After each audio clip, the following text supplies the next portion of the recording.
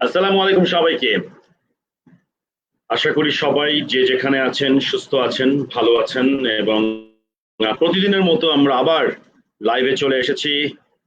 আমাদের প্রতিদিনকার soft skills নিয়ে আমরা যেই অনলাইন সেশনগুলো করি, বিশেষ করে আমাদের বাংলাদেশ স্কিল ডেভেলপমেন্ট ইনস্টিটিউট এবং আমাদের সফট স্কিলস নিয়ে করা group, Facebook group soft skills দিয়ে করব জয়। এবং আজকেও আমরা আরেকটি বিষয় নিয়ে কথা বলবো। আর আজকে আমাদের, আপনারা সবাই জানেন যে আমাদের গেস্ট স্পিকার হিসেবে থাকবেন, আপনারা সবাই তাকে চেনেন, গোলাম সামদানি ডন, যিনি আমি বলবো যে আরেকজন সফট স্কিলস প্রমোশনের যোদ্ধা। এবং তিনি সবসময় সফট স্কিলসের বিভিন্ন বিষয়, বিশেষ করে টিম ওয়ার্ক বা টিম বিল্ডিং নিয়ে যার রয়েছে দীর্ঘ অভিজ্ঞতা এবং বিভিন্ন কর্পোরেট অর্গানাইজেশন তিনি কাজ করেন। খুব শীঘ্রই তিনি আমাদের সঙ্গে যুক্ত হবেন আশা করছি। এবং যথারীতি আজকের সেশনটি আমরা আধা ঘন্টা এগিয়ে নিয়ে এসেছি, কারণ আজকের যিনি গেস্ট স্পিকার ডন, তার আরেকটি কাজ থাকার কারণে আমরা তার অনুরোধে আমরা আজকে আধা ঘন্টা সামনে নিয়ে এসেছি। তো আশা করি আপনাদের সবার সাথেই এবং গোলাম সামদানি ডনকে নিয়ে আমরা ভালো একটি সময় কাটাবো। আপনাদের কাছে আমার অনুরোধ থাকবে যে আপনারাও চেষ্টা করুন যে প্রশ্ন, which is very important tool, especially for acquiring knowledge, জ্ঞান অর্জনের জন্য প্রশ্ন অত্যন্ত গুরুত্বপূর্ণ। আর বলা হয় যত বেশি জ্ঞান আপনার ভেতরে থাকবে আপনার তত বেশি সাহসী আপনি হবেন। যেই কথাটি আমরা সবসময় বলি, সেলফ কনফিডেন্স বা আত্মবিশ্বাস। আর আত্মবিশ্বাসের জায়গা তৈরি হয় যখন আপনার জ্ঞানের পরিধি বাড়ে, আপনি আপনার যখন নলেজ আহরণে আপনি যখন সুপার হিরো হিসেবে কাজ করেন। আর জ্ঞান অর্জনের জন্য সবচেয়ে গুরুত্বপূর্ণ যেই টুল সেটি হচ্ছে আস্ক আ কোয়েশ্চেন। কিন্তু দুঃখের বিষয়, আমরা ইদানিং খুব একটা প্রশ্ন করতে পছন্দ করি না, আমরা আবার শুনতেও পছন্দ করি না। সো এক্সপার্টরা বলেন যে যত বেশি প্রশ্ন করা যায়, এবং এরকমই প্রশ্ন যদি আপনি গুগলকে করেন যে আমরা যখন ছোট ছিলাম তখন আমরা কত প্রশ্ন করতাম, দেখবেন গুগল বলছে কখনো 60+। ইভেন কি আমি একটা লিঙ্কে দেখেছি, গুগল বলছে যখন আমরা ছোট ছিলাম তখন আমরা প্রায় 400-র অধিক প্রশ্ন করেছি। তো ইতিমধ্যেই আমাদের সঙ্গে যুক্ত হয়েছেন আমাদের আজকের সেশনের স্পিকার, গেস্ট স্পিকার গোলাম সামদানি ডন। আসসালামু আলাইকুম, আশা করি সবাই ভালো আছেন। কেমন আছেন ইবন ভাই? আলহামদুলিল্লাহ ভালো আছি। আজকে আমি আপনাকে যখন ডাকবো ভাবছিলাম, জি, মানে যখন আসলে আপনাকে মানে লিঙ্কটা পাঠাচ্ছি, তখন আমার মধ্যে একটা হিন্দি একটা ডায়লগ মনে পড়ে গিয়েছিল, ডন কো পকড়না মুশকিল নেহি না মুমকিন হ্যায়। সো আজকে আমরা মুমকিন করে ফেললাম। So how are you? I am doing very good, আলহামদুলিল্লাহ। একটু ভালোই আছি, এবং আমি এই কোয়ারেন্টাইনের সময় যে এরকম ব্যস্ত হয়ে যাব এটা কখনো বুঝি নাই। আল্লাহর রহমত, আমি একটা ওই যে A2I এর কাজ পেয়েছি, গভর্নমেন্টের কাজ, and I'm getting paid for it also.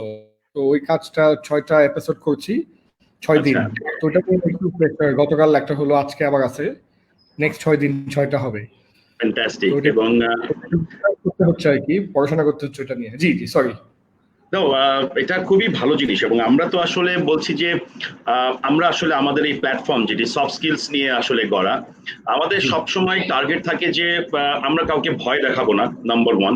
Number 2 হচ্ছে যে আমরা, যেমন আমি আপনি, আমরা সবাই কিন্তু আসলে একটু চেষ্টা করছি যে ডিফারেন্ট সিচুয়েশন, যেহেতু এটা আমাদের জন্য, শুধু আমাদের জন্য না সারা পৃথিবীর জন্য। সো এই ডিফারেন্ট সিচুয়েশনে আমরা আরো কত ডিফারেন্টলি কাজ করতে পারি। সো সফট স্কিলস একটি ক্ষেত্র হতে পারে যেটা দিয়ে আসলে আমরা অনেকের কাছাকাছি যেতে পারি, নতুন নতুন জিনিস আমরা তৈরি করতে পারি। যার মধ্যে একটি হতে পারে, আপনি বলেন সবসময় গ্রোথ মাইন্ডসেটের কথা বলেন, চ্যালেঞ্জকে অ্যাকসেপ্ট করার কথা বলেন। তো আজকে আমরা আপনার সাথে আসলে কথা বলবো এই বিষয়গুলো নিয়েই মূলত। জি, আমি একটু ভিডিওটা ওই যে আমার ওয়াচ পার্টি অন করতে চাচ্ছি। আমি অলরেডি ভিডিওটা পেয়েছি, তাহলে আমি জাস্ট ওয়াচ পার্টিটা অন করে দেই। আমি লিখি যে discussion on soft skills with Ripon ভাই। জি, উইথ রিপন ভাই। ঠিক আছে, আমি এটা আমার ওয়াচ পার্টি অন করে দিচ্ছি এবং আমি আমার সুপার। টিম বলে দিচ্ছি যেন এই ওয়াচ পার্টিটা দেখি ওয়াচ পার্টিটা শুরু হলো নাকি, যেন আমার টিমকে বলে দিচ্ছি যেন ওয়াচ পার্টিটা সব জায়গায় একটু দিয়ে দেয়। শেয়ার দ্য on জি শুরু হয়েছে। soft skills. শুরু হয়ে গেছে। হ্যাঁ, আমি আপনাকে একটু ইন্টারাপ্ট করলাম, বাট এর শেয়ার করাটা খুব ইম্পর্টেন্ট। Fantastic, fantastic. আমরা চাই যেন আমাদের এই আজকের আলোচনাটা আরো অনেক মানুষ শোনেন, এবং আমি আশা করি যে আজকে যে 1 ঘন্টা আমরা সময় কাটাবো এখানে আমরা অনেক কিছু জানবার চেষ্টা করব। বাট সবচেয়ে গুরুত্বপূর্ণ সেটি হচ্ছে যে আমরা কিন্তু প্রতিদিন অসংখ্য প্রশ্ন পাই প্রতি সেশনে, এবং এমনও হয় যে আসলে আমরা সময় স্বল্পতার কারণে সবগুলো প্রশ্নকে নিতেও পারি না। যেমন গতকালকে আমাদের এখানে এসেছিলেন আপনার ইকবাল বাহার ভাই। যে আমাদের প্রিয় ইকবাল। হ্যাঁ, অসংখ্য প্রশ্ন ছিল, কিন্তু আসলে আমাদের মাঝখানে আসলে প্রোগ্রাম শেষ করতে হয়, বা সেই প্রশ্নগুলো আমরা প্রমিস করেছি সেগুলো আমরা অ্যান্সার। তো আজকেও বন্ধুরা যারা আমাদেরকে দেখছেন, আমাদেরকে শুনছেন, বা যখন আস্তে আস্তে ধীরে ধীরে সবাই জয়েন করবেন, আশা করি আপনারাও প্রশ্ন করবেন। আমাদের কিন্তু আজকে টপিক আমরা বলছি সফট স্কিলস, বাট এর ভেতরেও আমরা গুরুত্বপূর্ণ কয়েকটি বিষয়, যেমন আমরা বলতে পারি আমাদের গ্রোথ মাইন্ডসেটের ব্যাপারে, আমরা বলতে পারি আমাদের টিম ওয়ার্কের ব্যাপারে, টিম বিল্ডিং এর ব্যাপারে, কিভাবে পজিটিভ থাকা যায়, এই বিষয়গুলো নিয়ে। তো আমি শুরুতেই যদি বলি যে আপনি আসলে কিভাবে পজিটিভ থাকার চেষ্টা করছেন। তো রিপন ভাই, টু বি অ্যাবসলিউটলি অনেস্ট, প্রথম সপ্তাহটা ওয়াজ ভেরি ডিপ্রেসিং। ঘন ঘন আপনি ভাবির সাথে ঝগড়া করে ফেলছিলাম, হ্যাঁ, ঘন ঘন টিমের সাথে হইচই করছিলাম, হ্যাঁ, because I was very anxious, I was very nervous. হ্যাঁ, আমি ভাবছি যে এই মনে হয় গেল, এই শেষ হয়ে গেল সব। হ্যাঁ, অফিস, আমি নতুন একটা অফিস নিয়েছি নিকেতনে, এটার পিছনে ক্যাপেক্স কস্ট চলে গেছে অনেক, এসি টেসি অফিস সাজানো, এরপরে অফিসটা বন্ধ করে দিতে হলো, এবং 1 মাস ধরে বন্ধ। তো আমি I was very upset. But then আস্তে আস্তে যেটা হয় যে ওই যে ডিপ্রেশন কার্ভ যেটাকে বলে, গ্রিফ কার্ভ। তো প্রথমে যেটা হয় আমরা মানে এটাকে মেনে নিতে পারি না যে কি হবে, এন্ড দেন আস্তে আস্তে আমরা মেনে নেই যে হ্যাঁ এটা প্রবাবলি মেনে নেওয়া উচিত। সো ওইখান থেকেই আমি আমার ক্ষেত্রে যেটা কাজ করেছে ওইটা হচ্ছে প্রোডাক্টিভ থাকাটা। হ্যাঁ, তো বেসিক্যালি আমি ওই যে যেমন বললাম যে কোয়ারেন্টাইন টাইমে অনেক ব্যস্ত হয়ে গেছি। আপনার সাথে এখন এটা করছি 7টা থেকে 8টা, 8:30 থেকে আমার ওই A2I গভর্নমেন্টের লাইভ, দেন 10টা থেকে আমার নিজের লাইভ। তো এই মানে কি, আমি দেখেন এখন 7টা থেকে রাত 11:30 12টা পর্যন্ত টোটালি প্যাকড। তো আমার তো আসলে মানে মন খারাপ করে থাকা বা অন্য কিছু করার সময়ই নাই। তো এটা আমার মনে হয় সবার জন্য খুব ইম্পর্টেন্ট যে একটু প্রোডাক্টিভ থাকাটা, এবং প্রোডাক্টিভ থাকা, পছন্দের বইগুলা পড়া। দেখা যায় যে আমাদের জীবন যুদ্ধে আমরা কাজে এত ব্যস্ত হয়ে পড়ি, আমরা এত কম নো বলতে পারি যে আমাদের প্রায়োরিটি গুলা বা আমাদের ভালোবাসার জায়গাগুলা চাপা পড়ে যায়, তাই না? তো এই কারণে মানে এখনই সময় যে যার যেটা ভালো লাগে, রান্না করা হোক, গিটার বাজানো হোক, হ্যাঁ, বা হোয়াট এভার, ওই ভালো লাগার ভালোবাসার জিনিসগুলো করা। এবং অনেক অনলাইনে ফ্রি টুলস আছে যেটার মাধ্যমে আমরা যেটা আগে ডিসকাশন করেছিলাম যে মানে গুগল গারাজ এবং উডুমি, কোর্সেরা এবং জনসামদানীয় ক্যারিয়ার 101 এবং আনলিশ টু পোটেনশিয়াল নামে 2টা ওয়ার্কশপ নামালো। ক্যারিয়ার 101 আগামীকাল শুরু হচ্ছে for students, unleash to potential বৃহস্পতি এবং শুক্রবার হবে। এটা হচ্ছে কর্পোরেটদের জন্য যারা এই কোয়ারেন্টাইন টাইমে একটু প্রোডাক্টিভ থাকার চেষ্টা করছে। হ্যাঁ, তো এইভাবে করে আর কি আমি চেষ্টা করছি যে একটু বিজি থাকতে, একটু মানে যতটুকু সম্ভব একটু ব্যস্ত থাকাটা, এই আর কি। That's what I am doing. অনেক ক্ষেত্রে আবার আমাকে অনেকে প্রশ্ন করেছে, ইভেনকি আমাদের এই সেশনে প্রশ্ন করেছে যে এত বেশি নেগেটিভ ট্রল হচ্ছে, এত বেশি, যেমন দুটা কথাই বলছে প্রতিদিন, ধরেন আইসিটি মন্ত্রণালয়ের ওই লাইভ থেকে, বিশেষ করে যে আক্রান্ত হচ্ছে কতজন, সুস্থ হচ্ছে কতজন, সেটা সবার লাস্টে আছে, বাট মাঝখানে বলছে এতজন মারা গেছে। তো সবাই ওই প্রথম দুইটাকে পিক করে, অনেক লোকের আক্রান্ত হয়েছে, আবার অনেক লোক মারা যাচ্ছে, কিন্তু থার্ডে যে বলে যে এতজন সুস্থ হয়ে গেছে, ওটাকে পিক না করে প্রথম দুটা নিয়ে কিন্তু হাই উতাস করে সব বন্ধ হয়ে যাচ্ছে। নেগেটিভ নিউজ বা এই জিনিসটাকে ফলো করে কিন্তু আমরা কি একটু হয়ে যাচ্ছি, মানে ক্রিয়েটিভিটি নষ্ট হয়ে যাচ্ছে, বা আপনি কি বলেন?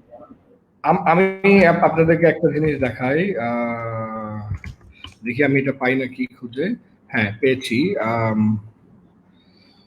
ঠিক আছে, আমি কি আমার স্ক্রিনটা শেয়ার করতে পারবো? শিওর। জি, আমি একটু চেষ্টা করছি। জি,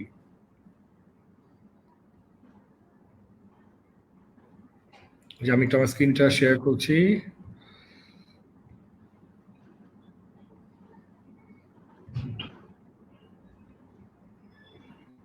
সো এখানে আমরা যেটা দেখতে পাচ্ছি যে আমাদের যে আর্লি ব্রেনটা ছিল, হ্যাঁ, আর্লি ব্রেনটা যেটা কিনা এই নিচে পার্টটা, লাল পার্টটা, এই Right. ব্রেনটাকে আমরা বলি রেপটালিয়ান ব্রেন। যেমন একটা রেপটাইলের নাম দেওয়া আছে এখানে, লিজার্ড, ঠিক আছে।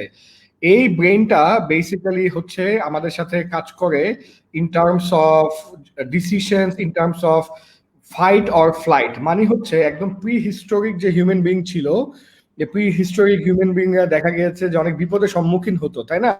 মনে করেন শিকার করতে গেছে, বাঘে খেয়ে ফেলছে, হ্যাঁ, বা শিকার করতে গেছে পাহাড় থেকে পড়ে মারা গেছে।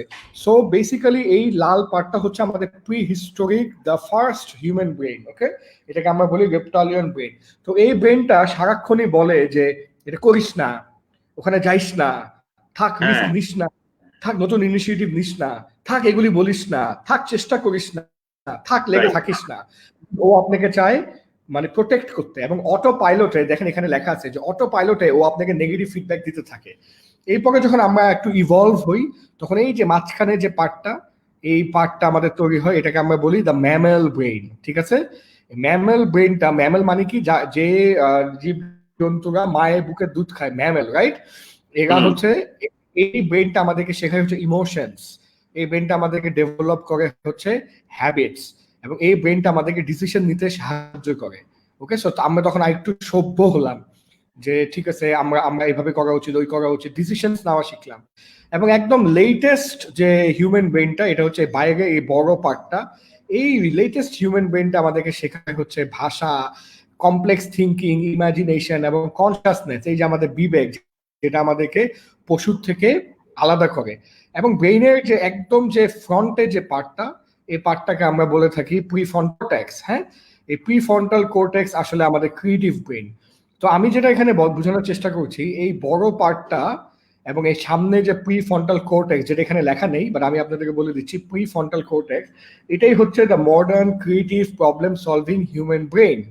কিন্তু আমাদের এই রেপটালিয়ান ব্রেইনটা কিন্তু খুবই অনেক প্রবল। তো এই কারণে রিপন ভাই আমরা এত বেশি সবকিছুতে নেগেটিভ হয়ে যাই, এবং এত বেশি আমরা নেগেটিভিটিতে অ্যাট্রাক্টেড, বিকজ হিউম্যান বিংস, আমি এনএলপি নলেজ থেকে আমি এটা বলছি রিপন ভাই, human beings by default are very negative. এটা আমাদের দোষ নাই। আমি যদি আপনাকে এখন এসে, আপনি যদি আমাকে এসে বলেন ডন ভাই চলেন একটা নতুন এরকম একটা উদ্যোগ নেই, সাথে সাথে আমার ব্রেন প্রথমেই বলবে, কি বলবে? নো। প্রথমেই বলবে নো। কেন? আপনাকে প্রোটেক্ট করতে চায়। সে প্রথমেই বলবে এই নতুন উদ্যোগ নিলে তো 10টা মানুষ হাসবে, নতুন উদ্যোগ নিলে ফেসবুকে 10টা গালি খাবি। হ্যাঁ, এই সব কথাটা খুবই মানে মানে মানুষের নেগেটিভের প্রতি অ্যাট্রাকশনটা বেশি। যেমন একটা এখানে কমেন্ট আমার মনে হয় আপনি ব্লক করেছেন, বাট কমেন্টটা আমি একটু পড়তে চাই। একজন লিখেছে চেহারাটা একটু টায়ার্ড, ও মলিন দেখাচ্ছে কেন? আমার চেহারা টায়ার্ড দেখানোর কারণই নাই, হয়তো দেখাচ্ছে, বাট আমি কিন্তু একদমই ফ্রেশ, ইনফ্যাক্ট মাত্র শাওয়ার করে বের হয়েছি। বাট উনি চেহারাটা মলিন দেখছে বা টায়ার্ড দেখছে, কারণ হচ্ছে ওই যে নেগেটিভ ব্রেইন। মানে আমি আপনাকে 10টা ভালো কথা বলার পর যদি একটা খারাপ কথা বলি, বা 10 দিন ভালো ট্রিটমেন্ট করার পর যদি একদিন একটু ভুল বশত কোনো বেয়াদবি করে ফেলি, আপনি কিন্তু আমার বেয়াদবিটাই মনে রাখবেন, কিন্তু ভুলে যাবেন যে 10টা ভালো কথা বলেছিলাম। এবং এটা আপনার দোষ না, এটা আমাদের ব্রেনটা এভাবে ডেভেলপ। সো এই কারণে আমি সবাইকে বলছি, আমাদের দর্শক যারা আছে, আমি আপনাদের উদ্দেশ্যে বলছি, আমাদের একটু নেগেটিভ হওয়া, একটু মন খারাপ করা, একটু নেগেটিভ চিন্তা করা, এটা স্বাভাবিক। বাই ডিফল্ট আমরা একটু নেগেটিভ, এটা আপনার বা আমার কারো ফল্ট না। কিন্তু যেহেতু আমরা শিক্ষা পেয়েছি, আমাদের যেহেতু বিবেক আছে, আমাদের চেষ্টা করতে হবে আমাদের বাই ডিফল্ট নেগেটিভিটিটাকে আমাদের শিক্ষা এবং আমাদের বিবেক এবং আমাদের ক্রিয়েটিভিটি, আমাদের প্রবলেম সলভিং স্কিল দিয়ে ফাইট করে জেতা। প্রতিনিয়ত কিন্তু আমিও ফাইট করে যাচ্ছি, রিপন ভাইও ফাইট করে যাচ্ছে। So that's all I wanted to say. Fantastic. So আপনি যে মানে আমাদের নেগেটিভ, আমরা কেন বেশি নেগেটিভ জিনিসগুলোকে আগে নিয়ে আসি, এটা নিয়ে বলেন। তো এই ক্ষেত্রে কি আপনার ওই যে আমরা যে ফিক্স মাইন্ডসেট, গ্রোথ মাইন্ডসেট নিয়ে আলোচনা করি, এটা কি connected with the previous lecture যেটা আপনি দিলেন? আসলে ঠিক ওভাবে ডিরেক্টলি কানেক্টেড না, তবে আমি কি বলতে পারি, আমি কি বলবো রিপন ভাই? হ্যাঁ, শিওর প্লিজ। যেমন এখন তো আমি যদি বলি, মানে আমি যদি এখন বলি যে ধরেন দ্বিতীয় বিশ্বযুদ্ধের পর অনেক নতুন নতুন জিনিস তৈরি হয়েছে, অনেক নতুন নতুন ব্যবসা তৈরি হয়েছে, যে কোনো ঘূর্ণিঝড়ের পর অনেক অনেক সম্ভাবনা আসে, বাট আমরা দেখতে পাই না অনেকেই, আমরা বুঝিও না অনেকে। Right, absolutely. আমি এটাই বলছি যে আমি তাহলে একটু এক্সপ্লেইন করি ইরফান ভাই একটা মিনিট, দেন আমি মনে হয় এটাকে আমরা আমাদের করোনার সাথে এটাকে আমরা একটু কানেক্ট করার চেষ্টা করি। আমি একটু লোড হচ্ছে, একটা মিনিট। জি, লোড হয়ে গেছে ভাইয়া। হ্যাঁ, আমি তাহলে এখন স্ক্রিনটা শেয়ার করছি। জি, সরি, এটা আবার চলে গেল, আমি আবার একটু চেষ্টা করছি আনার। জি, চলে এসেছে, আমি এখন স্ক্রিনটা শেয়ার করছি ভাইয়া।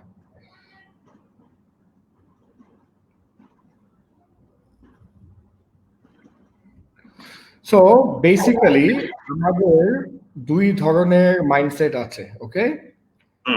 একটা হচ্ছে দ্য গ্রোথ মাইন্ডসেট, আর একটা হচ্ছে দ্য ফিক্সড মাইন্ডসেট। গ্রোথ এবং ফিক্সড মাইন্ডসেটের সবচেয়ে বড় পার্থক্য হচ্ছে এটাই যে ফিক্সড মাইন্ডসেটে মানুষজন মনে করে দ্য ইন্টেলিজেন্স ইজ স্ট্যাটিক, এবং আমাদের এই উপমহাদেশের মানুষজন মনে করে the intelligence is god gifted, এটাকে ক্যানট বি ডেভেলপড। এবং গ্রোথ মাইন্ডসেটে মানুষজন মনে করে ইন্টেলিজেন্স ক্যান বি ডেভেলপড। আমাদেরকে আল্লাহ তাআলা একটা সার্টেন লেভেল অফ ট্যালেন্ট বা প্রিভিলেজ, যে আমি গরিবের ঘরে জন্মিয়েছি বা বড় লোকের ঘরে জন্মিয়েছি, প্রিভিলেজ দিয়ে হয়তো পৃথিবীতে পাঠিয়েছে, কিন্তু আমি এই প্রিভিলেজটা নিয়ে কতদূর যাব এটা ডিপেন্ড করবে হচ্ছে আমার মাইন্ডসেটের উপর, যে আমি কি খুব গ্রোথ নাকি আমি ফিক্সড। ওকে, সো আমি একটু এক্সপ্লেন করি, এটা আমাদের ট্রেনার বা এইচআর কমিউনিটির মানুষজন জানে, বা তারপরও নর্মাল অডিয়েন্সের জন্য এটা অত্যন্ত উপকারী হবে, এবং ইবন ভাইয়ের কথা অনুযায়ী এটা আমরা করোনার সাথে কানেক্ট করব। তো বেসিক্যালি গ্রোথ মাইন্ডসেটের লোকজন, ফিক্সড মাইন্ডসেটের লোকজন চ্যালেঞ্জেসকে পছন্দ করে না, they would always avoid the challenges. But growth মাইন্ডসেটের লোকজন ওরা মনে করে চ্যালেঞ্জেস থেকে আমি শিখবো, so they will embrace challenges. Okay, অবস্টেকেলের মুখোমুখি হলে ফিক্সড মাইন্ডসেট কি করবে? খুব গিভ আপ করে ফেলবে ইজিলি। বাট গ্রোথ মাইন্ডসেট এটা নিয়ে লেগে থাকবে, টিকে থাকবে, এটা হাল ছাড়বে না, এবং ওরা মনে করে যে পারসিস্টেন্স, যেটাকে আমরা বাংলায় বলি অধ্যবসায়, এটাই হচ্ছে সবকিছু। ফিক্সড মাইন্ডসেটের লোকজন খুব অদ্ভুত কারণে এফোর্টকে ফ্রুটলেস অথবা একটা স্টুপিড জিনিস মনে করে। হ্যাঁ, যেটা আমরা বাংলায় বলি যে দূর কি করে, দূর দূর কি করতেছে এসব লাইভ, দূর কি এগুলা করতেছে। হ্যাঁ, তো যে কোনো ধরনের এফোর্টকে ওরা পছন্দ করে না, এবং উল্টা এফোর্টকে ওরা ডিসকারেজ করবে। ঠিক আছে ইবন ভাই, এফোর্টটাকে ডিসকারেজ করবে, যে এফোর্ট নিয়ে মজা করবে, টিটকারি করবে। বাট গ্রোথ মাইন্ডসেটের লোকজন, এই দেখেন এখানে আছে, see effort as the path to mastery. হ্যাঁ, এফোর্টটাকে পাথ টু মাস্টারি হিসেবে দেখে। আমরা জানি যে ম্যালকম গ্ল্যাডওয়েলের যে বইটা আউটলায়ার, ওই বইয়ে ম্যালকম গ্ল্যাডওয়েল রিসার্চ করে দেখিয়েছে যে 10,000 ঘন্টা প্র্যাকটিস করলে যে কোনো মানুষ যে কোনো সাবজেক্টে জিনিয়াস হয়ে উঠতে পারে। So if I want to become বাংলাদেশের বেস্ট ট্রেনার, তাহলে আমার ওই hours and hours of practice এবং এফোর্ট এবং ট্রেনিং এবং এই ধরনের সেশন নিতেই হবে, এটার কোনো উপায় নাই। I cannot back away from it. Fixed মাইন্ডসেটের লোকজন ক্রিটিসিজমকে মনে করে যে মানে ইগনোর করে ক্রিটিসিজম, এবং নেগেটিভ ফিডব্যাকে প্রচন্ড রকম ডিমোটিভেটেড হয়ে যায়। ফিক্সড মাইন্ডসেটের লোকজন, গ্রোথ মাইন্ডসেটের লোকজনরাও ডিমোটিভেটেড হয়, কিন্তু they always try to learn from the criticism, যে আমাকে নিয়ে এরকম একটা কথা বললো, নিশ্চয়ই আমার কোথাও কোনো ফল্ট থাকতেও পারে, এই মাইন্ডসেটে ওরা বিশ্বাসী। and that's why they will always grow from criticism বা ফিডব্যাক। ফিক্সড মাইন্ডসেটের লোকজনদের ক্রিটিসিজম করলে ওরা মনে করবে আপনি তার শত্রু। গ্রোথ মাইন্ডসেটের লোকজন যদি ক্রিটিসিজমটাকে বোঝে যেটা একটা কনস্ট্রাকটিভ ক্রিটিসিজম অথবা প্রোডাক্টিভ ফিডব্যাক, এটাকে তখন উল্টা আপনাকে থ্যাংক ইউ দিবে। ফিক্সড মাইন্ডসেটের লোকজন অন্যদের সাকসেস দেখে জেলাসি ফিল করে, এবং they feel threatened by the success of others. ওরা চায় না যে অন্যরা কেউ উন্নতি করুক, ওরা চায় ওরা নিজেরাই একাই উন্নতি করবে, একাই মার্কেটে খেলবে। গ্রোথ মাইন্ডসেটের লোকজন they to get lesson and inspiration from the success of others. হয়তো ওরাও হালকা পাতলা জেলাস ফিল করতে পারে, হয়তো হালকা পাতলা ব্যাড ফিল করতে পারে যে আমি বসে আছি আর ও এত কাজ করে ফেলছে, কিন্তু একটু ব্যাড ফিল করার পরপরই ওরা আবার ইন্সপায়ার্ডও ফিল করে। আমি একটু উদাহরণ দিতে পারি, যেমন আইমান সাদিক আমার থেকে 7 বছরের ছোট। আপনারা জানেন যে আইমান সাদিকে আমি অনেক ক্লোজ এবং আমাদের প্রজেক্টস আছে, একসাথে পার্টনারশিপ আছে ব্যবসায়। তো বাট আইমান সাদিকের কাণ্ড কারখানা দেখে মাঝে মাঝে আমিও খুব ডিমোটিভেটেড হয়ে যাই যে ও এত কাজ কেমনে করে।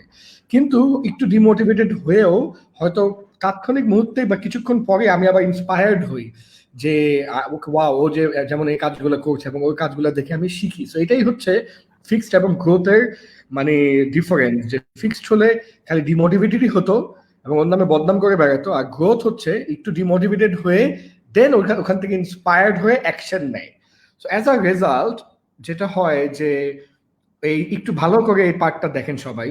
অ্যাজ আ রেজাল্ট, আমি সরি একটু কি বলে এটা, রেজুলেশন খারাপ, বাট আমি পড়ে শোনাচ্ছি। অ্যাজ আ রেজাল্ট আমি যেটা সারাদিন চিল্লাচিল্লি করি, আনলিশ ইউর ট্রু পোটেনশিয়াল, যেটা আমি বলি, অ্যাজ আ রেজাল্ট আল্লাহ তাআলার দেওয়া প্রচন্ড রকম শক্তিশালী একটা ব্রেইন এবং এবিলিটি এবং পোটেনশিয়াল থাকা সত্ত্বেও জাস্ট বিকজ মাইন্ডসেটটা ফিক্সড মাইন্ডসেটের লোকজনরা জীবনে অত বড় হয় না in comparison to what they could have been. Right. They don't need to compare themselves with others, but তার নিজস্ব যে ক্ষমতা, শক্তি, সম্ভাবনা ছিল, ওটার তুলনায় ওরা they achieve less than their full potential. অন্য দিক থেকে আমার মতো, একদম রিপন ভাই, আমি কিন্তু একদম অনেস্টলি আপনাকে বলছি, আপনি আমার কথা বিশ্বাস করতে হবে, আমি কিন্তু absolutely mediocre. The kind of bloody mediocre I am, I cannot explain it to you. আমি কি লেভেলে mediocre. আমি mediocre school, college, university তে পড়ছি। I did not go to the best school, best college. I did not go to best university. আপনি জানেন যে আমি NSU, IBA না, আমার বিদেশি ডিগ্রি নাই, আমার কোনো মাস্টার্স নাই, আমার কোনো MBA নাই। আমি ইউল্যাব থেকে নর্মাল একটা ব্যাচেলার্স ডিগ্রি, এরপর আমার কোনো ডিগ্রি নাই, বিকজ আমি ডিগ্রিতে বিশ্বাস করি না, আমি নলেজে বিশ্বাস করি, স্কিল সেটে বিশ্বাস করি। যাই হোক, কিন্তু why am I in your honorable and prestigious show is only because I work like a monkey. ঠিক আছে, আমার পোটেনশিয়াল নাই, ব্রেন পাওয়ারটা নাই, ফ্যামিলি শিক্ষাগত কোনো যোগ্যতাই নাই, কিন্তু আমি সারাদিন কাজ করি। As a result, they reach ever higher levels of achievement. All this gives them a greater sense of free will. So this is what it is. So it is very important, imperative for all of us to shift from the fixed mindset to the growth mindset. এবং যদি আমরা এটাকে বন্ধ করে দিই, এবং আমি মনে করি যে এই করোনাতেও আপনি যেটা বলছিলেন, এই করোনা আমাদেরকে ফোর্স করছে, যেমন আমি লাইফে জীবনেও কোনো ওয়েবিনার নেই নাই, আমি ওয়েবিনারে বিশ্বাসই করতাম না। আমার মনে হতো যে কি অনলাইন এডুকেশন, তুই কি এগুলা, মানে আমি তো ফিজিক্যাল প্রেজেন্স ট্রেনার, মানে আমি হচ্ছে ফিজিক্যালি খেলবো ওদের সাথে, হ্যাঁ, মানে ফিজিক্যালের যে একটা ব্যাপার আছে যে ওইটা যে কি সবাই মিলে, হ্যাঁ আইস ব্রেক হবে, হাসাহাসি হবে, দৌড়াদৌড়ি হবে, হ্যাঁ ওরকম।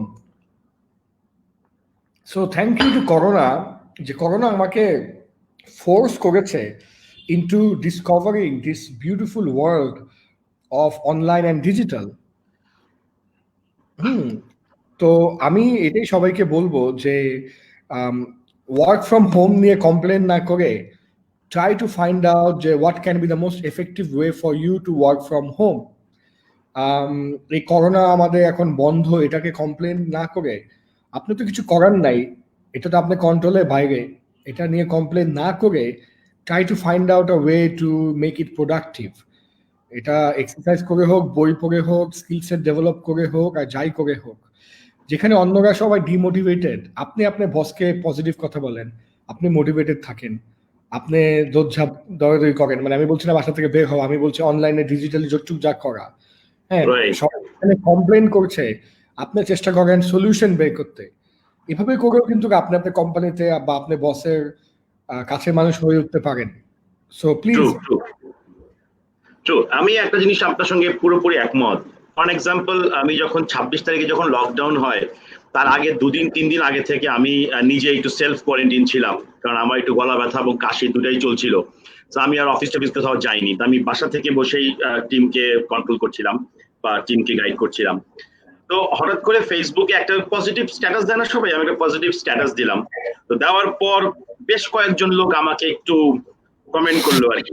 আর আমার তাতে আপনি আপনি বুঝতে পারছেন কি ধরনের কমেন্ট। তো কাইন্ড অফ এরকম যে এত মানুষই হচ্ছে আর আপনি এই সময় পজিটিভই দিচ্ছেন এরকম। তো আমি একটু জাস্ট পজ নিলাম, পজ নিয়ে চিন্তা করলাম প্রত্যেকটা কোয়েশ্চেন আসলেই তো কি করা যায়।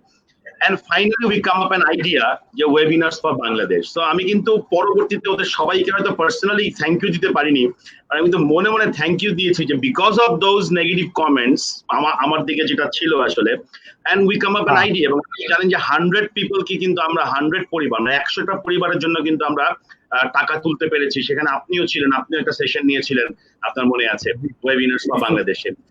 So because of that, so I'm fully agree with that slide যেটা আপনি শো করেছেন। বাট এখন আমি একটু বলি যে তারপরেও কিন্তু আমরা যদি করোনার পরে ফিরে যাই, করোনার পরে যদি আমরা যাই, আমরা কিন্তু আবার সে আমাদের নিজেদের অর্গানাইজেশনে পৌঁছাবো। আবার এর মধ্যে অনেকে কিন্তু নতুন নতুন কাজও খুঁজে পাবে, নতুন নতুন এমপ্লয়মেন্ট পাবে, নতুন নতুন বিজনেসও কেউ শুরু করবে। কিন্তু আবার কিন্তু আমরা সেই আবার পুরোনো কথায় চলে যাব, টিম ওয়ার্ক করো, টিম ওয়ার্ক হচ্ছে না, টিমে কাজ করতে পারছি না, ও এত খারাপ, ও ওরকম খারাপ। আপনি তো এই বিষয়গুলো নিয়ে আসলে করোনার আগে পর্যন্ত কাজ করেছেন, এখনো কাজ করছেন, কোন ভাবে দেখেন আপনি? মানে এই যে কাজগুলো কেন হচ্ছে না, কোলাবোরেশন কেন হচ্ছে না? ইভেন কি আমরা কিন্তু আমাদের বাংলাদেশের গভর্নমেন্টের দিকেও যদি তাকাই, সেখানেও কিন্তু এক ধরনের এই কোলাবোরেশনেরই দেখতে পাই আমরা। So what do you think? Basically ভাইয়া আমি একটা জিনিস একটু আপনাকে রিপন ভাই বলতে চাই, এবং আমাদের যত অডিয়েন্স যত লোক দেখছে, things will not be the same as it were before the corona. এটা কিন্তু বাস্তবতা আমাদেরকে একটু মেনে নিতে হবে। Things will not be the same. কোম্পানিগুলোতে এখন এটা অনেকে বলতে পারে যে এটা ডিমোটিভেশনাল কথাবার্তা বলতেছে, বাট আমার তো সত্যি কথা বলতে হবে, রাইট? অনেক কোম্পানিগুলোতে লে অফ হবে। আমি একটু আগে আমার এক ছোট বড় ভাই ইঞ্জিনিয়ার মেহেদি হাসান, আপনি জানেন অমিকন গ্রুপ অফ ইন্ডাস্ট্রিজ, কথা হচ্ছিল। আমি জানি বড় ব্যবসায়ীরা এখন কিভাবে জিনিসটাকে দেখছে। লে অফ হবে, গুড টু হ্যাভ জবগুলো হারাবে, অনেক জবগুলা আউটসোর্স হয়ে যাবে, মানে নিজস্ব রাখবে না, এবং অনেক এমপ্লয়িকে বাধ্যতামূলক ওয়ার্ক ফ্রম হোম নর্মাল সিচুয়েশনেও দেওয়া হবে। অর্থাৎ কোম্পানিগুলো অ্যাসেস করবে যে কারা কারা আমার অফিসে না থাকলেও হয়। ধরেন গ্রাফিক্স ডিজাইনার, উদাহরণ দিচ্ছি আমি, হ্যাঁ, ধরেন বা এমন কোনো ফাইন্যান্সের লোক যার কাজটা হচ্ছে ইন্টারনাল, রাইট? হ্যাঁ, এই ধরনের লোকজনদেরকে বলবে যে ঠিক আছে তোমরা কাজ করবা, তোমরা 3 দিন ওয়ার্ক ফ্রম হোম করবা, 3 দিন অফিস করবা। আবার অন্য একটা গ্রুপকে বলবে তোমরাও 3 দিন অফিস করবা, 3 দিন ওয়ার্ক ফ্রম হোম করবা। তো এটাতে একটা 200 লোকের কোম্পানি 150 লোকের সাইজে অফিসে চলে আসবে, কারণ 100 লোক ফুল টাইম থাকে আর বাকি 100 লোককে ওরা 50-50 ওয়ার্ক ফ্রম হোম এবং 50-50 অফিস করায় 2 শিফটে রোটেশনে। এভাবে ওরা যেটা করে 50 জনের অফিস স্পেস ওরা বাঁচাবে, ক্যাপেক্স অপেক্স দুটাই কমাবে, মানে capital expense and operating expense, এবং ওরা ওভারঅল অফিসে ভাড়া রেন্ট, কারণ আমাদের ব্যবসায়ীদের প্রবলেম কি, রেন্ট অনেক বেশি, তাই না ভাইয়া? আমরা রেন্ট বেশ, কিন্তু তো রেন্টাল এভাবে করে 50% বা 25% রেন্ট ওরা বাঁচাবে। সো এটা হচ্ছে আমার খুব ক্ষুদ্র ব্রেনের প্রেডিকশন যে এরকম কিছু একটা ঘটবে। তা যদি তাই হয় তাহলে পোস্ট করোনা টিম ওয়ার্ক কিন্তু will not only be limited to office but also limited to how are you managing a good team between a full-time employee, B third party contractual employee যেগুলো অনেক বাড়বে সংখ্যায়, হ্যাঁ, C third party payroll employee যে মানে একদমই অন্য company হয়ে কাজ করে, লাইক ইউর ক্লিনার, যেমন ও অন্য কোম্পানির ইউনিফর্ম পরে ঘুরে, তাই না? ওকে তো বুঝাই যায় যে অন্য কোম্পানি এখানে কাজ করতেছে। So you will have a lot of people like this working in the future, যারা খালি ক্লিনার বা ড্রাইভার হবে না, দেখা যাবে একদম এক্সিকিউটিভ লেভেল পর্যন্ত এরকম চলে আসছে, to save cost. And also how you bonding team with people who work from home 50% of the time, you know what I mean? Right. হ্যাঁ, এরকম একটা খুব ইন্টারেস্টিং ডাইমেনশন চলে আসবে, এবং তখন আমার মনে হয় আমাদের মতন ট্রেনার, আমি এবং আপনি, আমরা যারা কাজী ভাই, এজাজ ভাই, আমরা যারা আছে, আমাদের সবার নতুন ধরনের টিম বিল্ডিং এবং টিম ওয়ার্কের মডিউল বানাতে হবে। I think that is what's going to happen. আর আরেকটা যেটা হচ্ছে ভাই, আপনি যেটা আরেকটা প্রশ্ন করলেন যে ওভারঅল আমাদের মধ্যে টিম ওয়ার্কটা একটু কম কেন, কারণ ভাই দেখেন সারা জীবন আব্বা পিটাইছে, আব্বা বলতে যে ফার্স্ট হইতে হবে, তাই না? আব্বা পিটাই বলছে ফার্স্ট হইতে হবে, আব্বা পিটাই বলছে জিপিএ 5 পাইতে হবে, পিটাই বলছে ইউনিভার্সিটিতে ভালো রেজাল্ট করতে হবে। সে তো বলে নাই যে সবাইকে নিয়ে করতে হবে, রাইট। আম্মাও বলে নাই, তাই না? কেউই বলে নাই। হ্যাঁ, সারা জীবন বাসে উঠছি, উঠে সিট খালি ছিল বসে গেছি, আমি তো চিন্তা করি নাই যে বাকি 10 জন বসতে পারতেছে না। ঈদের আগে আমি দেশে যাব, আমি আগে আগে গিয়ে ট্রেনের টিকিট কিনে বসে আছি, কেউ যাক না যাক আমার কি। তো এই পরিস্থিতিতে যেখানে আমরা সারা জীবন বড় হয়েছি, এই মাইন্ডসেট নিয়ে বড় হওয়ার পর কিভাবে আমরা আশা করি যে কর্মক্ষেত্রে আমরা টিম ওয়ার্ক করব? কর্মক্ষেত্রেও তো আমি ফার্স্ট হব, আগে ট্রেনে সিটটা নিব, আগে বাসের সিটে বসবো, সেম জিনিস। তো এই কারণে আমার মনে হয় যে আমাদের ওভারঅল সোশিও কালচারাল বা ইকোনমিক সিচুয়েশনগুলোর কারণে আমাদের যে একাই লড়ে যাওয়ার যে মাইন্ডসেট, এই মাইন্ডসেটটা আমাদেরকে একটু একটু আটকে রাখে টিম ওয়ার্ক বা টিম বিল্ডিং করার থেকে। আমি কি একটা ভিডিও দেখাতে পারি বস? হ্যাঁ, শিওর শিওর। আচ্ছা, আমি একটু ভিডিও খোঁজার চেষ্টা করছি। হ্যাঁ, আমি এই ভিডিওটা অনেকেই দেখেছে, তারপরও আমার মনে হয় এটা একটু দেখাইতে পারি। দেখাই না? হ্যাঁ, শিওর। আচ্ছা, একটা মিনিট।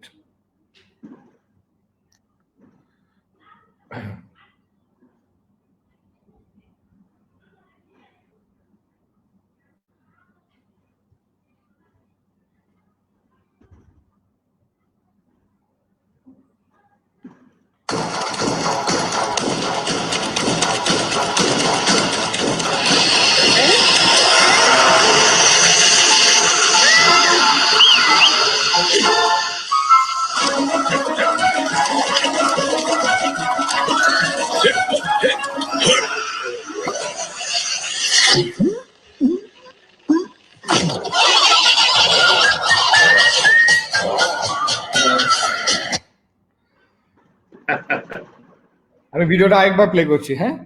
রাইট।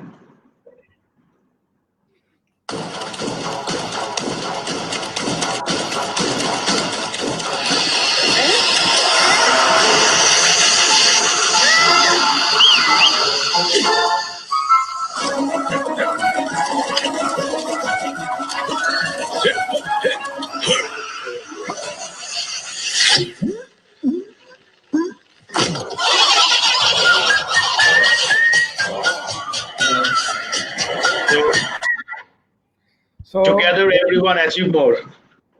অ্যাবসলিউটলি, জি। আমি আসলে এই ভিডিওটা আমি জানি যে এটা অনেক কমন ভিডিও, অনেক দেখেছে। তবে আমি একটু কি 1 মিনিট কথা বলতে পারবো এটা নিয়ে, ইবন ভাই? হ্যাঁ, শিওর শিওর। জি, বেসিক্যালি এই দেখেন এই ভিডিওটা দেখে কয়েকটা জিনিস আমরা আমরা শিক্ষা পাই। এক, the enemy will always attack you in your weak spot. এখানে যে ছোট পিঁপড়াটা ছিল সবার শেষে ওরে গিয়ে ধরছে। 2, the true work of a leader is not only to lead the team but also to find and solve problems.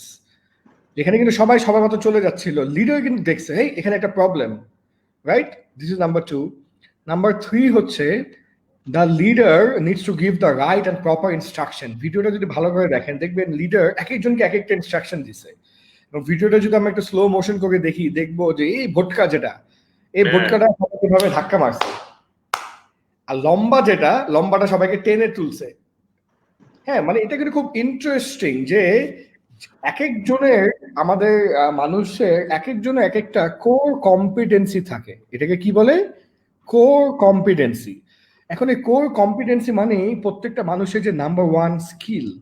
হ্যাঁ, যেমন আমি সফট স্কিল ট্রেনিং এ খুবই ভালো, টিম বিল্ডিং বা যে কোনো ধরনের সফট স্কিল ট্রেনিং এ, কিন্তু আমাকে দিয়ে কিন্তু হার্ড স্কিল ট্রেনিং হবে না, আমি এনজয় করি না, আমার ভালো লাগে না। যেমন আমি কিন্তু প্রেজেন্টেশন, পাওয়ার পয়েন্ট প্রেজেন্টেশন শেখাতে পারি, কারণ আমি নিজে প্রেজেন্টেশন মাস্টার, বাট আমি কিন্তু শেখাই না কারণ আমার ভালো লাগে না, আমার কাছে অত্যন্ত বোরিং লাগে টেকনিক্যাল ট্রেনিং। সো আমার কম্পিটেন্স আমি ডেভেলপ করছি কিন্তু সফট স্কিলে। সো এরকমই প্রত্যেকটা মানুষের বুঝতে হবে যে আমি ভালো কিসে, এবং যেটাতে আমি ভালো ওইটাতে আমাদের ডেভেলপ করে যেতে হবে। আজকে যদি তেন্ডুলকার বলতো যে আমি ফাস্ট বলার হব, তাহলে কিন্তু টেন্ডুলকার হতো না। টেন্ডুলকার আন্ডারস্টুড, তাই না ভাইয়া, বড় ভাই? Tendulkar understood that look, I am a very good batsman and I can become the best in the world in this. ও কিন্তু বেস্ট ইন দ্য ওয়ার্ল্ডে হয়েছে। তো কয়েকবার ক্যাপ্টেন্সি নিয়ে ধরাধরা খেয়ে বুঝছে যে না, ক্যাপ্টেন্সি আমাকে দিয়ে হবে না, আমি হইতেও চাই না, আমি শুধু আমার কাজে আমি প্লেয়ার হই। হ্যাঁ, এবং ও কিন্তু তাই হয়েছে। এবং দেখেন, that's why Tendulkar is regarded as the greatest goat, যেটাকে বলে গ্রেটেস্ট অফ অল টাইমস, তাই না? তো এটাই এখানে দেখেন, লিডার সব রাইট মানুষটাকে ইনস্ট্রাকশনটা দিল এবং একদম শেষে লিডার নিজে জাম্প করলো into the situation. I think this is a very valuable lesson. অনেকেই আমরা শুধু অর্ডার দিয়ে বেড়াই, হ্যাঁ, কিন্তু আমাদের নিজেরও কাজ করতে হবে, এটা অনেক সময় আমরা মনে রাখি না, বুঝি না। এখন ওয়ার্ক ফ্রম হোমের সময় দেখা যাচ্ছে যে আমিও একটু অন্যদের মানে অন্য টাইমের তুলনায় একটু বেশি ঘুমাচ্ছি, একটু বেশি রাত জাগছি, একটু বেশি লেট করে ঘুম থেকে উঠতেছি, সবই ঠিক। বাট আমি কিন্তু এখনো চেষ্টা করছি যে আমার টিমের চেয়ে যেন আমি বেশি কাজ করি, না হলে কিন্তু it is very difficult for me to tell them to work hard when I am sleeping. আচ্ছা, আপনি কি গড গিফট বিশ্বাস করেন? জি, গডের তো কিছু গিফট আছেই, কিন্তু the main gift god has given us is our brain. Right, he has already given us equally. তো গড গিফটেড কিছু জিনিস আছে, but it can also be developed. আমি একটা স্লাইড, আমি জাস্ট একটা সিঙ্গেল স্লাইড আমি আপনাকে একটু দেখাই প্লিজ, যেটা দিয়ে আমি আসলে একটু বোঝাতে চাইবো আর কি, যেহেতু আপনি আছেন, আপনার সামনেই হয়তো আপনি পরে এটাকে একটু ব্যাখ্যা করবেন যদি আপনার কাছে মনে হয়। সেটি হচ্ছে এরকম আর কি বিষয়টা। জি, আমার দেখা যাচ্ছে মনে হয় স্লাইডটা, লোড হচ্ছে, মানে এখানে আপলোড হয়েছে এখন। হ্যাঁ, গড গিফট লাভ স্কিলস ট্যালেন্ট, ওকে। সো মানে এটা প্রত্যেকটার মাঝখানে একটা করে প্লাস সিম্বল আসবে, আমি সময় পাইনি দিতে। গড গিফট আইডেন্টিফাই করার পর প্লাস দিয়ে সেটাকে যদি লাভ করা যায়, এন্ড প্লাস দিয়ে যদি সেটাকে মানে দক্ষতায় রূপান্তর করা যায়, দেন ইকুয়ালস টু এটা ট্যালেন্ট হতে পারে। এখন মানে do you agree on this or not? Yeah, I agree on this absolutely. কিন্তু এখানে ভাইয়া আমি এটার সাথে কি অ্যাড করতে পারবো, if you don't mind? Sure sure sure. জি, ওইটা হচ্ছে আমি আজকে মানে দুপুর থেকে আমি এটা নিয়ে চিন্তা করছি, ভাবছিলাম যে আমি আপনার সঙ্গে শেয়ার করব, সো দ্যাট আজকেই যেন আমরা একটা মানে এইটাকে যেন একটু ফর্মে নিয়ে আসতে পারি। মানে please share your thought on this. আচ্ছা, আমি একটু একটা জিনিস আপনাকে দেখাই। আমি আমার স্ক্রিনটা একটু শেয়ার করি, হ্যাঁ? জি, আচ্ছা, একটা মিনিট।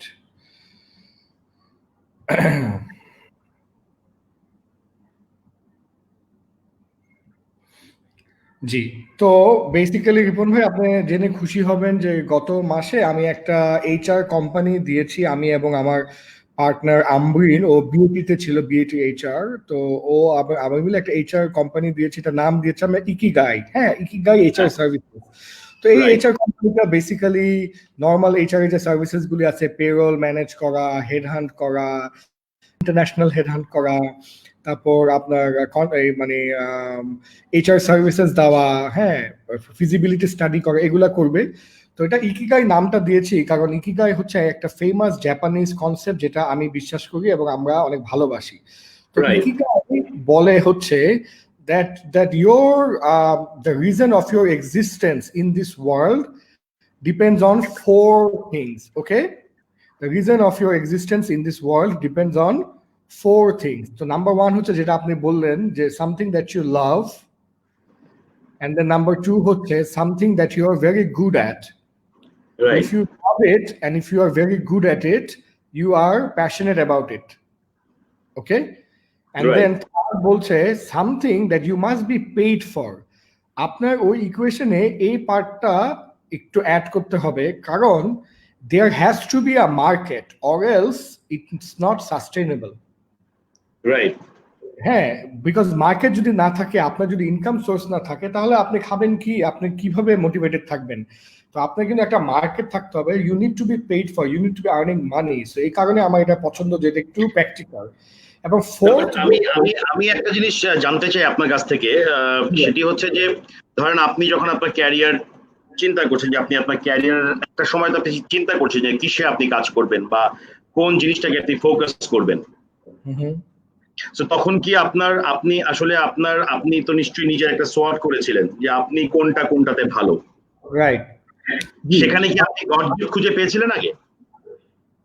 কিসেকে খুঁজে পেয়েছিলাম আগে? গড গিফট, যেগুলো আপনাকে আপনার ভেতরে গিফট হিসেবে আছে। For example, you can speak well, you have a good gestures, তাই না? এই যে বিষয়গুলি, বাট আবার আপনি চিন্তা করতে পারেন ভালো। যেমন আপনি একটা ভিডিও দেখালেন, এই ভিডিওটা হয়তো সবাই দেখবে এবং মজা পাবে যে কি সুন্দর পিঁপড়ারা মিলে একটা বড় সামথিং, এটার নাম কি আমি জানি না, ওটাকে মেরে ফেলছে। সো আপনি কিন্তু ক্রিটিক্যালি আবার ভিডিওটাকে 3-4 বার দেখেছেন যে প্রত্যেকটা পিঁপড়ারা কিভাবে করে মারছে। তো এই যে চিন্তা করে জিনিসগুলো দেখা, এই জিনিসগুলো তো আপনার ভেতরে আপনি আইডেন্টিফাই করেছেন নিশ্চয়ই।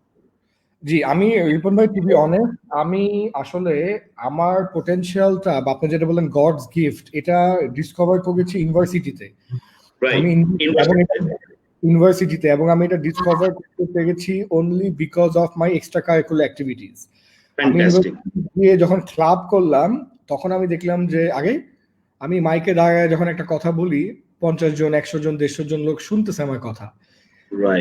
ডিসকভার করলাম যে আমি যখন প্রেসিডেন্ট হলাম একটা ক্লাবের, আমি যখন ক্লাব চালাই তখন সবাই আমার কথা শুনে, কেন জানি। তা আমি নিজেও বুঝতে পারলাম না যে কেন শুনে, বাট আমি বুঝতে পারলাম যে শুনে ফর সাম রিজন। তো তখন থেকে আমি বুঝতে পারলাম যে I should do something with communication, because ওইখানে আমি অনেক শক্তিশালী। এবং এই কারণে কিন্তু দেখেন, আমি কিন্তু বিবিএ পড়ি নাই। আমার আব্বা আম্মার এগেইনস্টে গিয়ে, মনে করেন আব্বার মন টন ভেঙ্গে, আমি পড়লাম মিডিয়া অ্যান্ড কমিউনিকেশন। হ্যাঁ, এবং আব্বা আমাকে প্রায় বলতো যে আমি আসলে কি পড়াশোনা করি সেটা বন্ধু থেকে বুঝাতে পারে না। হ্যাঁ, মিডিয়া এবং কমিউনিকেশন বললে সবাই ভাবে যে আমি এফডিসিতে নায়িকাদের পিছনে দৌড়াচ্ছি। তো বিকজ আই আন্ডারস্টুড যে আমার নাম্বারটা আমার ভালো লাগে না, আমার মানে ফাইন্যান্স ভালো লাগে না, আমি এগুলো পড়তে চাই না। আমার যেটা ভালো লাগে আমি এটা পড়তে চাই। এই কারণে আমি সবাইকে বলি যে ভাই, you must understand, I mean, what you are good at and what you love, and try to develop 100% না হলেও সম্ভব a career around it. আচ্ছা, আমি কিছু মেসেজ পাচ্ছি এখানে, ইকিগাই সম্পূর্ণ বুঝিয়ে বলুন। আমি কি শেষ করব? হ্যাঁ, শেষ করি তাহলে। লাস্ট পার্টটা হচ্ছে যেটা ইকিগাই একটা বিউটিফুল থিং, ওটা হচ্ছে something that the world needs, একদম ডান দিকে যেটা পিঙ্ক কালারের। অর্থাৎ ইকিগাই বলছে যে it is not only that you build a career because you love it and you're getting paid for it, but also think if the world needs it or not. এটা পৃথিবী কাজে আসবে নাকি, অন্য মানুষের কাজে আসবে নাকি। So this is Y I love it so much. এটা খালি স্বার্থপর হতে বলে নাই, ও বলছে যে দেখো, তুমি ক্যারিয়ার বানাও, তুমি টাকা বানাও, তুমি ভালো থাকো, কিন্তু তোমার কাজের মাধ্যমে অন্য 10 জন লোকও যেন ভালো থাকে। So I found it brilliant. So আমি মনে করি আমি যে কাজটা করি রিপন ভাই, যে আমার ট্রেনিং, টিচিং বা আমার শো গুলা, টিভি, রেডিও শো বা লাইভ শো, এই পুরাটাই হচ্ছে ইকিগাই। বিকজ এটার মাধ্যমে আমি নিজে ক্যারিয়ার গড়ছি, আমি টাকা পাচ্ছি, আমার ফ্যামিলি চলছে, আমি ফেম পাচ্ছি, যেটা আই লাভ ফেম, আমার এটা ডিনাই করার কিছু নাই। I love it and I am very open about it. ভাই আমার ভালো লাগে, মানুষ আমাকে চিনবে, এটাতে সমস্যাটা কি? খারাপ তো কিছু চাচ্ছি না। হ্যাঁ, এবং আমার কাজের মাধ্যমে, যেমন এখানে অনেকে লিখছে ভেরি এফেক্টিভ কথাবার্তা, অনেক ভালো ভালো কথা লিখতেছে কমেন্টে, আমার কাজের মাধ্যমে যেন অন্য 10 জনের উপকার হয়। So this ikigai, I feel সবার চিন্তা, প্রত্যেকটা মানুষের বসে বসে একটু চিন্তা করা উচিত যে তার জীবনে সে কি ইকিগাই আছে কি নাই। আমি কয়েকটা প্রশ্ন আপনার সামনে তুলে ধরি, আপনি একটু উত্তর দেন। জি, আমার কথা আপনি এখন শুনতে পাবেন না, কারণ পেছনে যেটা আজান দিচ্ছে। আমি আমার মাইক্রোফোনটা মিউট করছি, আপনি প্রশ্নটা পরে উত্তর দিন। আমি শুনতে পাচ্ছি ভাইয়া। আচ্ছা, আমি তারপরে পড়ি। আসসালামু আলাইকুম ভাইয়া, আপনি অনেক ধরনের ট্রেনিং সেশন নেন, কেন আপনি এই প্রফেশনাল ক্যারিয়ার হিসেবে নিয়েছেন? যদি আপনি এই প্যাশন, এই বিষয়টা আপনার সাথে শেয়ার করলে ভালো হয়। ও বেসিক্যালি আমি যখন আমি প্রথম আমার চাকরি শুরু করলাম অ্যাডকমে, 2 বছর ছিলাম এজেন্সিতে, কারণ আমি তো বললাম মিডিয়া অ্যান্ড কমিউনিকেশন পড়েছি, আমি বিবিএ পড়িনি। এরপরে আমার জীবনে একটা যখন সুযোগ আসলো, আমি তখন Philip Morris International Fortune 100 company বলে, অর্থাৎ পৃথিবীর টপ 100টা কোম্পানি একটা। ফিলিপ মরিসে আমার 5 বছর চাকরি করার প্রচন্ড সৌভাগ্য হয়েছে, এবং আজকে কর্পোরেট জব না করলে আমি কর্পোরেট ট্রেনার হতে পারতাম না। এটা কেন জানে অনেকেই বোঝে না, যে প্রপার কর্পোরেট জব না করে কর্পোরেট ট্রেনার হওয়াটা একটু টাফ। তো যাই হোক, এখন তো আমি যখন ফিলিপ মরিসে ছিলাম, আমার টিমে 400 জন ছেলে ছিল। এটাকে আমরা বলতাম BCT team, brand communication team. Basically Philip Morris হচ্ছে মালবোরো, তাই না? তো মালবোরোর বিভিন্ন দোকানে গিয়ে এরা ব্র্যান্ড কমিউনিকেশন করতো, বিভিন্ন টুল কিট বক্স দেখাতো, এই কাজগুলো করতো। আমার এই টিমকে আমার ট্রেনিং করাতে হতো। সো তখন থেকে আমি দেখলাম যে ট্রেনিং করাতে খুব ভালো লাগে। দেন আমি আমার উইকেন্ডে বিডি জবস, প্রথম আলো জবস তখন ছিল, এখন আর নাই, এইসব জায়গায় ট্রেনিং করানো শুরু করলাম। তারপর আমি বিভিন্ন ইউনিভার্সিটিতে পড়ানো শুরু করলাম। আপনি জানেন যে আমি 8 বছরের মতন ইস্ট ওয়েস্টে পড়িয়েছি, ইউল্যাবে, দুটো ইউনিভার্সিটি আমি পড়াতাম উইকেন্ডে, এখন আর হয় না পড়ানো। তো আমি বেসিক্যালি যেটা একটু আগে বললাম ওইটাই সত্য। আমি ডিসকভার করেছি দুইটা জিনিস: এক, I am good in it, এবং দুই, আই রিয়েলি লাইক ইট। এবং এই কারণেই, এবং বাকি ইকেগাইটা তখন আমি বুঝতাম না, এটা তো এখন বুঝি। বাট যেহেতু এটা আমাকে সাস্টেন করতে সাহায্য করেছে, প্লাস অন্য মানুষের জীবনে ইম্প্যাক্ট ফেলেছে, আমি টিকে গেছি। তো এইভাবেই আর কি আমার এই ফুল টাইম ট্রেনার হওয়ার জার্নি বা স্টোরিটা এইভাবে আসছে আর কি। আচ্ছা, একজন মনে হয় আপনার সেই মনে হয় আপনার কম্পিটিটর বলবো না, মানে আপনার পাশাপাশি কাজ করতে চায় আর কি। সে চাচ্ছে প্রফেশনাল ট্রেনার হতে কি কি স্কিল লাগে। Welcome to our field. আগে অ্যাডভান্স ওয়েলকাম করে দিই। আচ্ছা, তো আমি আগেই বলছি, ফিল্ডটাকে বাইরে থেকে দেখে যেরকম খুব গ্ল্যামারাস মনে হয়, আসলে যদি আপনি যদি আমার লাইফটা, কাজী ভাই এবং এজাজ ভাই, আপনি জানেন বাংলাদেশের রেভিনিউ বা সাইজ দিক থেকে সবচেয়ে বড় দুই ট্রেনার কিন্তু এরা দুজন, হ্যাঁ, কাজী ভাই আর এজাজ ভাই। তো এরা আমার সৌভাগ্য, এরা আমার শোতে আসছে, এবং দুইটা বিগ শট শোতে একসাথে আসছে। তো এরা এরা আমরা এভাবে হাসছিলাম, আপনি মাত্র যে হাসলেন না, আমরা তিনজন মিলে এভাবে হাসতেছিলাম, যে বাইরের থেকে দেখে যেরকম মনে হয় কি মজা। আসলে অবশ্যই এটা একটু গ্ল্যামারাস, বাট যেরকম মনে হয় বাইরের থেকে আসলে ফুললি ওরকম না। হ্যাঁ, তো এখানে আমি যেটা বলবো যে কয়েকটা জিনিস যেটা দরকার: এক, যে কোনো জিনিসকে তড়িৎ শেখার ক্ষমতা। ইভেন আমার এমনও হয়েছে যে আমি গাড়ি করে ঢাকা থেকে সিলেটে যাচ্ছি, প্যালেসে একটা ওয়ার্কশপ নিব, হঠাৎ করে ক্লায়েন্ট একটা নতুন টপিক আমাকে দিয়ে বলে এই টপিকটা নিয়ে আপনার 1 ঘন্টা সেশন নিতে হবে, এবং ওই টপিকটা আমি জীবনে শুনিও নাই। সো অন দ্য ওয়েতে টপিকটা কথা শুনে, ইউটিউবে 2টা ভিডিও দেখে, টপিকটা নিয়ে একটু রিসার্চ করে, ওই টপিকের মধ্যে রাস্তার মধ্যে বসে বসে 2-3 স্লাইডের প্রেজেন্টেশন বানিয়ে 500 লোকের সামনে সিলেটে প্যালেসে 1 ঘন্টার সেশন নিয়েছি। এই ধরনের অনেক উদ্ভট অভিজ্ঞতা আমাদের আছে, আমাদের সবারই। বিকজ খুব যে কোনো জিনিস তোকে শেখা এবং শিখে অন্যকে শেখানো বা বোঝানোর ক্ষমতাটা থাকাটা খুব দরকার, খুবই জরুরি। এবং আমি মনে করি learning how to learn and learning how to learn anything quickly in such quality that you can teach others is the number one skill of a good trainer. আবার একই ট্রেনিং এর মধ্যে 20-25টা টপিক নিয়ে আসে আর কি। বুঝাইলেও বুঝবে না যে যে কোনো একটা দুটাতে ফিক্স থাকা যায়, এরকম চ্যালেঞ্জও পড়েছেন নিশ্চয়ই। হ্যাঁ, ওটা তো মানে চ্যালেঞ্জের তো কোনো শেষ নেই, কত ধরনের চ্যালেঞ্জ আসলে আমি ফেস করি বা ট্রেনাররা ফেস করে। তো এটা নিব, সরি, আরেকটা কোয়েশ্চেন নিব যেহেতু সময় খুব শর্ট।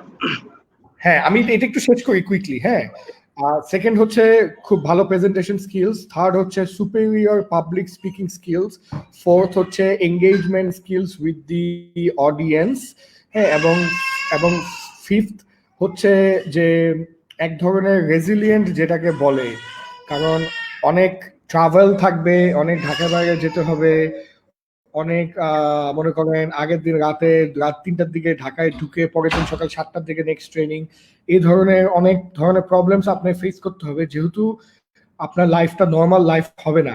হ্যাঁ, আপনি শুক্র শনিবারে সবচেয়ে ব্যস্ত থাকবেন, আপনার কোনো দাওয়াত আপনি অ্যাটেন্ড করতে পারবেন না উইকেন্ডে, হ্যাঁ, আপনার লেট নাইট পড়াশোনা করতে হবে, মানে আপনার অনেক ট্রাভেল করতে হবে। এই ধরনের কিন্তু কিছু ব্যাপার স্যাপার আছে প্রফেশনাল ট্রেনারদের, এটা আপনার মানতে হবে এবং এটা মেনে নিতে হবে। You wouldn't have a normal life, হ্যাঁ, এটা কিন্তু বলে রাখি। জি, আরেকটা প্রশ্ন।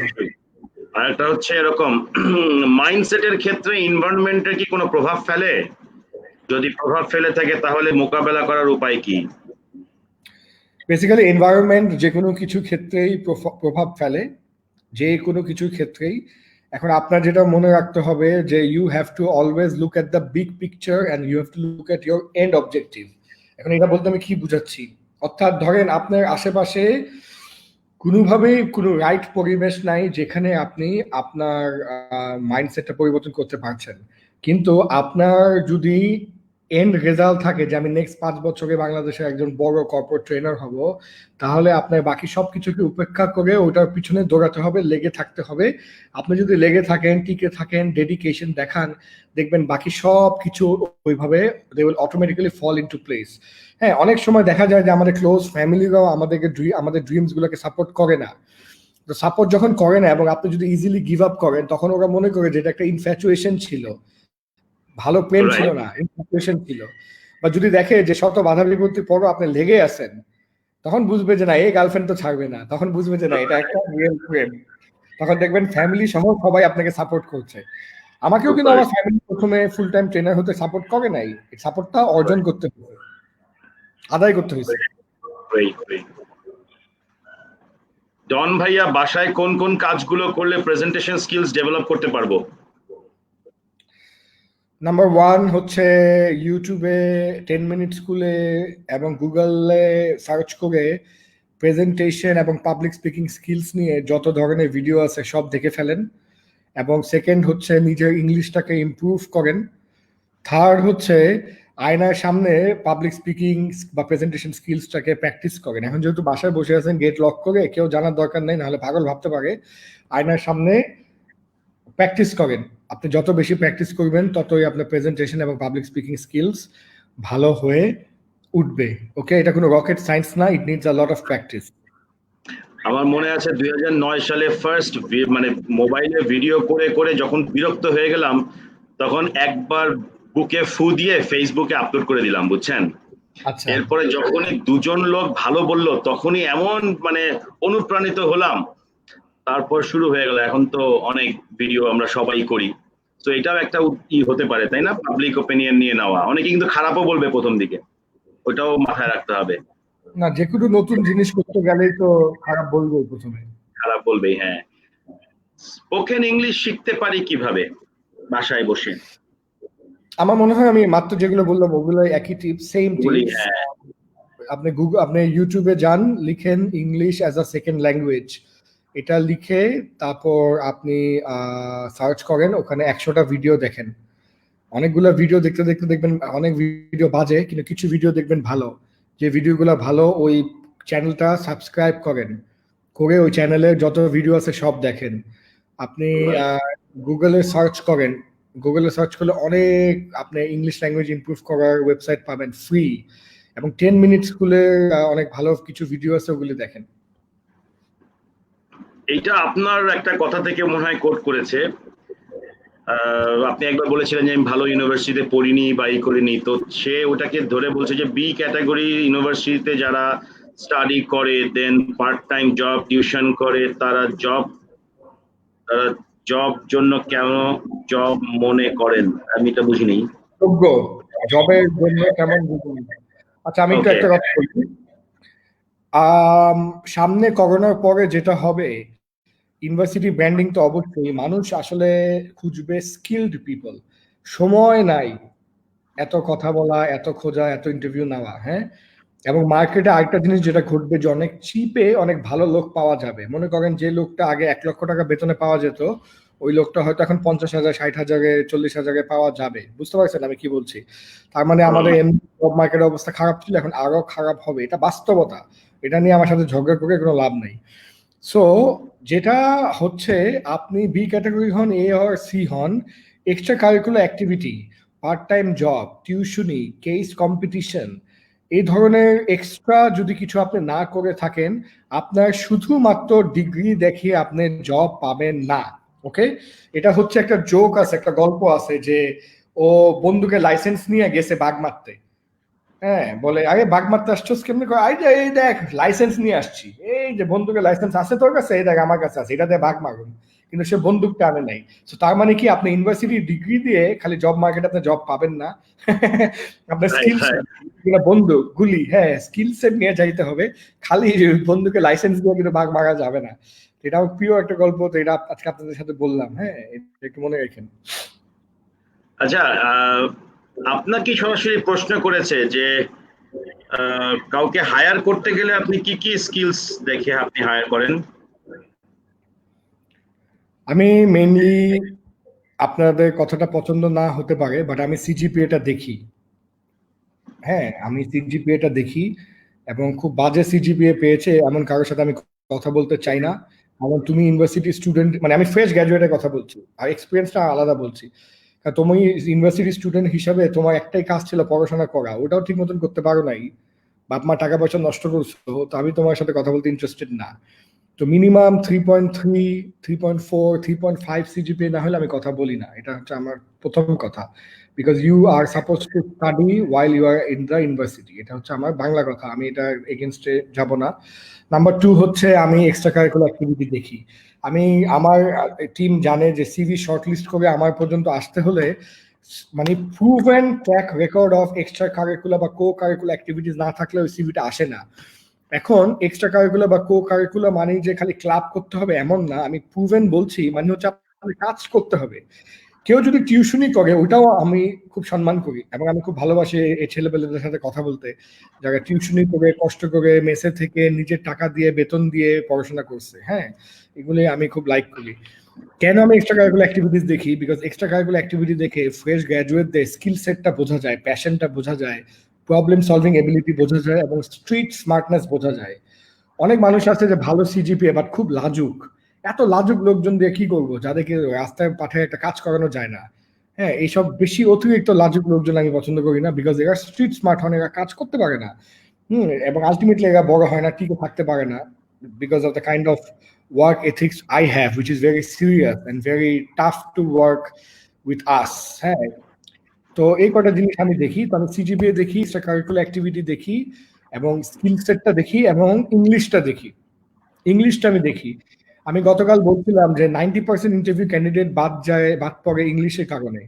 কারণ ইংলিশ যদি আপনি না জানেন, আপনি যদি একটা রিপোর্ট লিখতে না পারেন, একটা প্রপোজাল লিখতে না পারেন, ক্লায়েন্টকে একটা চিঠি না দিতে পারেন, তাহলে আপনাকে দিয়ে কি কাজ করাবো ভাই?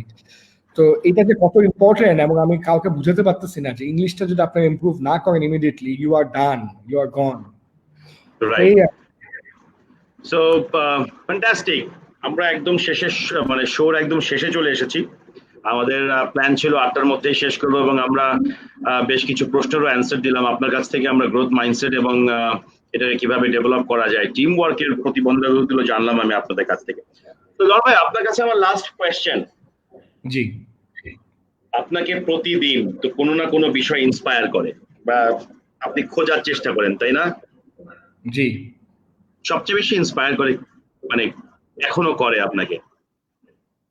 ইদানিং ইন্সপিরেশনটা একটু চেঞ্জ হয়েছে। আচ্ছা। আমি জানি না, আপনি বললে হাসতে পারেন। ইদানিং ইন্সপিরেশন পাই আমার 1.2 ইয়ার ওল্ড মেয়ে থেকে, 1 বছর 2 মাস। বিকজ আমি দেখলাম যে ও কয়দিন আগে যে হামাগুড়ি দিচ্ছে, তো ও দেখি হাঁটুতে না দিয়ে 2 পা দিয়ে হামাগুড়ি দিচ্ছে এভাবে। হ্যাঁ, একটা মানে কেমন যেন একটা মানে ভূতের মতন এভাবে করে যাচ্ছে। তো আমি আমার ওয়াইফকে বললাম যে এভাবে কেন হাঁটতেছে, বলে আমার ওয়াইফ বললো দেখো তো স্কার্ট পরা, স্কার্ট পরে হামাগুড়ি দিতে পারছে না, স্কার্ট আটকে যায় হাঁটুতে, এই জন্য সে এভাবে উঠে এভাবে ডিরেক্ট 2 পা দিয়ে হামাগুড়ি দিয়ে যাচ্ছে। তো তখন আমি আমার ওয়াইফকে বললাম এটাকে বলে হচ্ছে অ্যাডাপ্টিবিলিটি স্কিল। রাইট।